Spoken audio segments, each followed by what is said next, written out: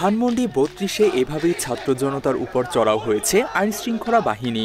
দফায় দফায় পুলিশের সংঘর্ষে জড়ানোর ঘটনায় রণক্ষেত্রে পরিণত হয় গোটা এলাকা।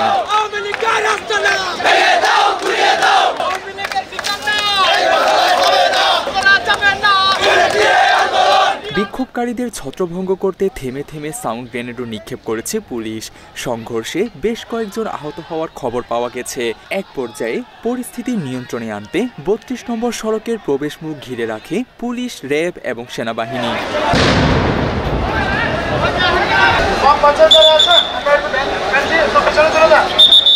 এই সময় বুলডোজার রাস্তার পাশে পার্ক করে আন্দোলনকারীরা স্লোগানে মুখরিত করে তোলে গোটা এলাকা। তবে পুলিশ অনুমতি না দিলে এক পর্যায়ে ব্যারিকেড ভেঙে ঢোকার চেষ্টা করেন বিক্ষোভকারীরা। এই সময় পুলিশের কড়া সমালোচনা করতে দেখা যায় তাদের। এর আগে সোমবার দুপুরে বুলডোজার নিয়ে ধানমন্ডি ৩২ নম্বর সড়কে শেখ মুজিবের বাড়ি ঘুরিয়ে দিতে এগিয়ে আসে একদল বিক্ষোভকারী।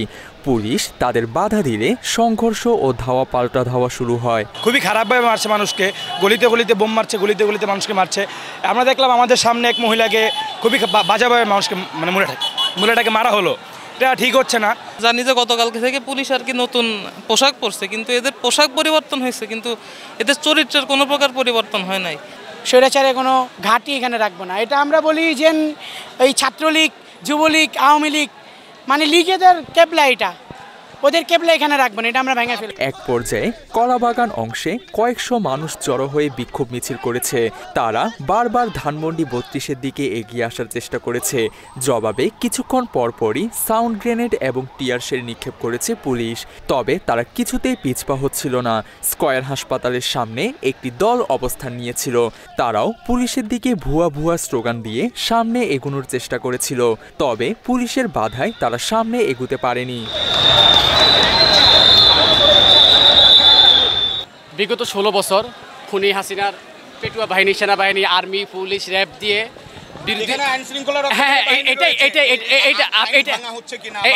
এটা আইন ভাঙ্গা না ভাই। আপনার কথা শুনেন, যখন বেগম খালেদা জিয়াকে যখন তার বাসা থেকে টানে হিস্ট্রি বের করে দিছে, তখন আইন ভঙ্গ হয় নাই। যখন আমি বলতেছি, আপনি যে আইন ভাঙার কোয়েশ্চেনটা করছেন, পুলিশ মাইকে কি বলছে জানেন? যে এটা হচ্ছে সরকারি সম্পত্তি বা এই টাইপের একটা কথা উল্লেখ করছে। আপনাদের কাছে ফুটেজ আছে কিনা জানি না, বাট তারা মাইকের মধ্যে বলতেছে যে এটা রাষ্ট্রীয় সম্পদ। এরপর আবার না মানে ওই যে এমাত্র, কিন্তু ওরা মাইকে এই ইয়াটা দিছে। তারপরে মানুষ আরো গরম হয়েছে। মানুষ গরম হবে না কেন? ছাত্র জনতা গরম হবে না কেন? এটা কি রাষ্ট্রীয় সম্পদ এখন? আচ্ছা, এরপরে পুলিশ এটা কোন রিজনে তারা শান্তিপূর্ণ আন্দোলনে তারা সাউন্ড গ্রেনেড মারছে কয়বার? একবার দুইবার না, কয়েকশো বার মারছে ভাই। সাধারণ জনগণের যে সময় মারছে, ওই সময় ছিল কোথায় তারা? এই পুলিশ লীগ ছিল কোথায়? আমাদের বিপরীতে ছিল।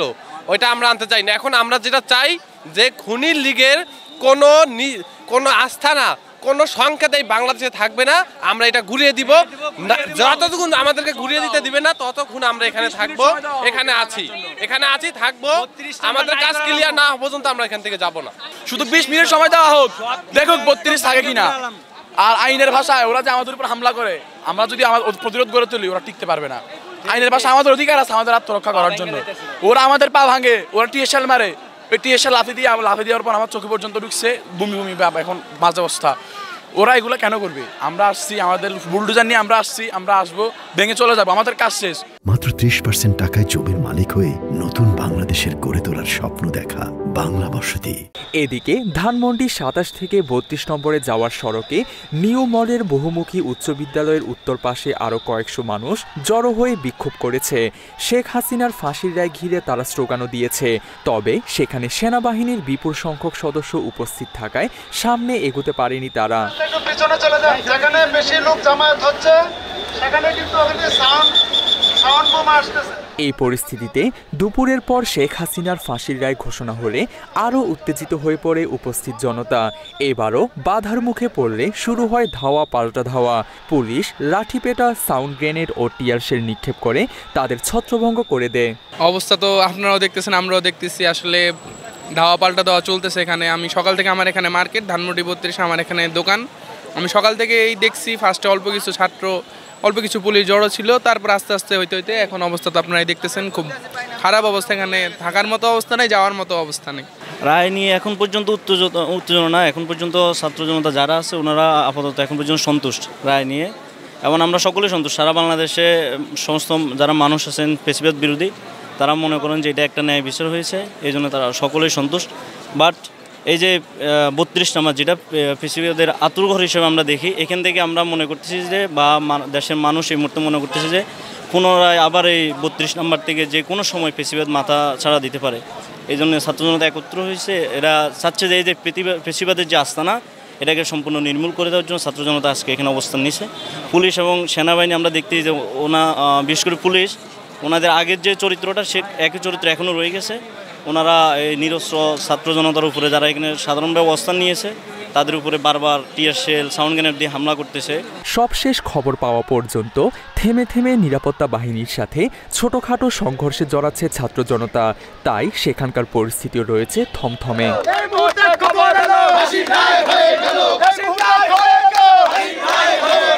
তানজিম হাসান, বাংলা এডিশন।